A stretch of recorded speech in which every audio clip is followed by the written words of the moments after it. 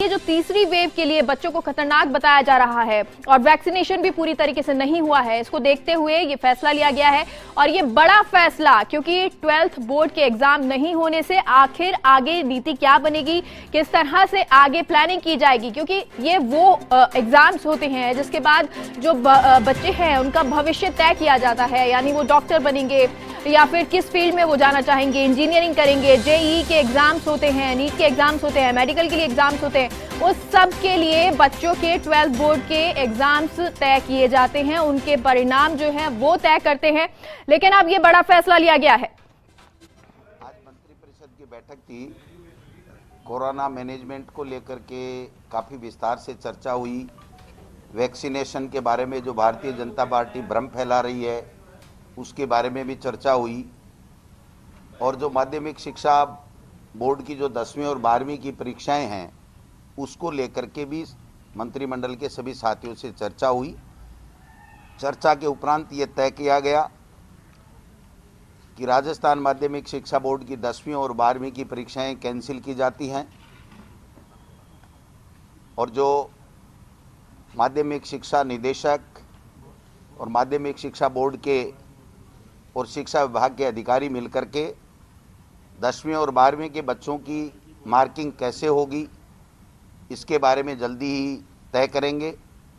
और जो शैक्षणिक सत्र है वो 7 जून से शुरू होगा। जितने प्रतिशत लॉकडाउन खुला है उसी हिसाब से टीचर्स को बुलाए जाएंगे। और जब तक सार्वजनिक ट्रांसपोर्ट पूरी तरीके से नहीं खुल जाता है तब तक किसी भी टीचर को जो बाहर से आता है उसको वो शाला प्रधान उसको कंपेल नहीं कर सकता है, क्योंकि काफ़ी ऐसे टीचर हैं जो दूसरे डिस्ट्रिक्ट्स में रहते हैं। तो कहने का तात्पर्य, जब सार्वजनिक ट्रांसपोर्ट खुल जाएंगे और लॉकडाउन के हिसाब से जब ऑफिसेज खोलने की जितने प्रतिशत की छूट सरकार के द्वारा दी जाएगी उतनी प्रतिशत शाला के अंदर टीचर आएंगे, शेष को दूसरे कार्य में लगाया जाएगा।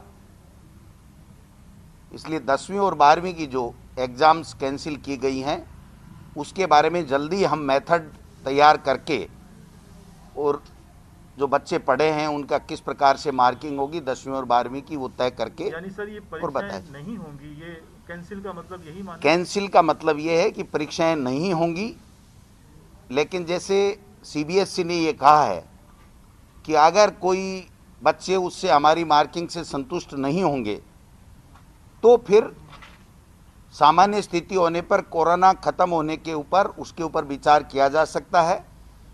तो ये विकल्प हमारे लिए भी खुला हुआ है। लेकिन आज की तारीख में जो फैसला हुआ है वो ये हुआ है कि 10वीं और 12वीं की राजस्थान माध्यमिक शिक्षा बोर्ड की परीक्षाएं कैंसिल की गई हैं, नहीं होंगी। क्या पैटर्न कुछ डिसाइड, कुछ फॉर्मूले पे बात हुई है सर? क्या नहीं, वो फार्मूले पे यहाँ पे बात नहीं, वो एजुकेशन डिपार्टमेंट को तय करना है कि किस प्रकार से उन्होंने टेस्ट लिए हैं, हाफ ईयरली एग्जाम्स ली है, 10वीं के क्या मार्क्स हैं, 11वीं में उसकी क्या परफॉर्मेंस है, 12वीं में जो बच्चा पढ़ा है उसने किस प्रकार से पढ़ा है, कितना वर्कबुक में काम किया है, कितना उसने टेस्ट में लिखा है, कितना ऑनलाइन वो बिजी रहा है, किस प्रकार से रहा। तो वो सारी चीज़ें देख करके एक मेथड जल्दी हम लोग तय करेंगे जिससे बच्चे के भविष्य के साथ में कोई खिलवाड़ ना हो और वो पूरी तरीके से संतुष्ट रहे कि हाँ मैं इस कैटेगरी का था जितने नंबर मेरे आए। नए शैक्षणिक सत्र को लेकर एक बार दोबारा बता दीजिए सर। क्या नया शैक्षणिक सत्र 6 तारीख तक था, 7 से खुल गया। पीओ हमारा पहले से ही मौजूद है, कोरोना में उसकी ड्यूटी है। जितना लॉकडाउन कार्यालय खोलने के बारे में छूट देगी सरकार उतने प्रतिशत टीचर को ही स्कूल में बुलाया जाएगा। लेकिन जब तक सार्वजनिक परिवहन चालू नहीं होगा तब तक वो टीचर अगर विद्यालय में नहीं जाता है तो उसके खिलाफ किसी तरह का कोई एक्शन नहीं होगा जो जिले से बाहर का है या आ नहीं सकता हो किसी कारण से, क्योंकि ये हमारी ड्यूटी में आता है कि सार्वजनिक ट्रांसपोर्ट नहीं खुला हो तो झुंझुनू का आदमी, अलवर का आदमी बाड़मेर में कैसे जाएगा, इसलिए उसका भी हमने ध्यान रखा है। बाकी शेड्यूल हम लोग कल जारी कर देंगे कि उसको क्या क्या करना है, विद्यालय में कितने प्रतिशत को आना है, उनको बच्चों को किस प्रकार से जो स्माइल प्रोजेक्ट है उसके माध्यम से कैसे तैयार करना है, वर्कबुक कैसे तैयार करना है, उनका एडमिशन कैसे होना है, उनका प्रमोशन के जो बनाने हैं मार्कशीट वगैरह, प्रमाण पत्र बनाने हैं, वो कैसे बनाने हैं, ये सारी चीज़ें कल हम लोग जारी कर दें। सर, एक अनाथ बच्चों को भी सरकार उनका ध्यान रखेगी, इस पे भी चर्चा हुई है? बिल्कुल बिल्कुल, इस पे भी चर्चा हुई है और इसको विस्तार से प्रमुख शासन सचिव फाइनेंस को कहा गया है कि आप इसमें ढंग से तैयारी कीजिए, क्योंकि केंद्र ने जो पैकेज देने की बात की है वो बिल्कुल एक तरीके से वो पैकेज कोई पैकेज नहीं है।